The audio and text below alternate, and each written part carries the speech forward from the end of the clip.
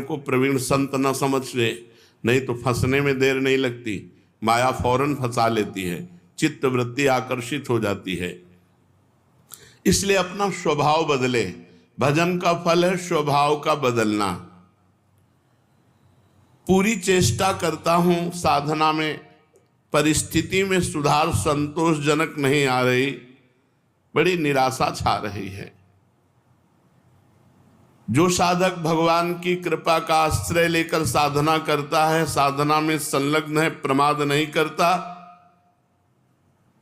और ये स्थिति है कि संतोष नहीं हो रहा है, बढ़िया बात है। भगवान की कृपा का भरोसा करके साधना में कोई कमी नहीं पर संतोष नहीं हो रहा, ये बढ़िया बात है।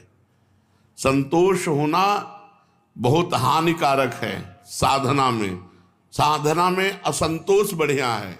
कभी संतोष नहीं, और भजन और भजन और साधन। संतोष हो गया तो मन कहेगा नियम तो पूरा ही हो गया, थोड़ी देर मनोरंजन कर लेते हैं। संतोष नहीं होना चाहिए, पर भगवान की कृपा का आश्रय और सच्चाई से साधना में लगन पूर्वक लगना।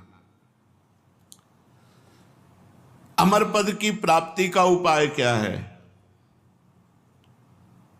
उस मायातीत, कालातीत, अकाल पुरुष की प्राप्ति का उपाय क्या है? चिंतन। अनन्यश्चिन्तयन्तो माम। भगवान ने कहा अनन्य चेता सततम यो माम स्मरति नित्यशः तस्याहम सुलभा पार्थ। मैं उसके लिए सुलभ हो जाता हूं जो निरंतर मेरा चिंतन करता है। नाम का चिंतन, रूप का चिंतन, गुण का चिंतन, बस चिंतन चलना चाहिए। चिंतन, भगवत चिंतन से अमर पद की प्राप्ति होती है।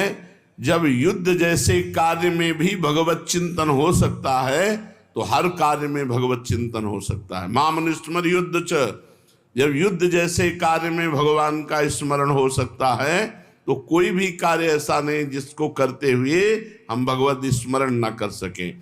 निरंतर भगवत स्मरण ही अमर पद, भगवत प्राप्ति, परम पद के उपाय हैं। अगर भगवत चिंतन में अंतर पड़ रहा है तो उतना ही अंतर पड़ रहा है अमर पद में। क्या साधना में वेश धारण करना आवश्यक है? ये वेश आचार्य परंपरा से होता है।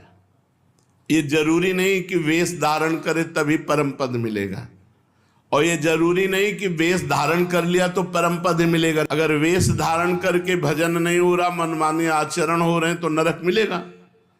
और वेश धारण नहीं किया